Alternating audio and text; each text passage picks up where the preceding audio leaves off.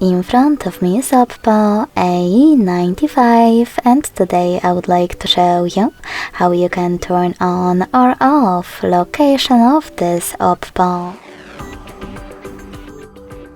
Begin by going into Tab menu and looking for location icon. When you find it, click on it. As you can see, mine is now blue.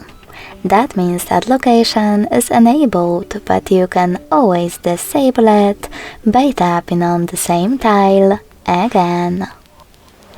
If you want to, you can also go into settings, scroll down and click on the location section.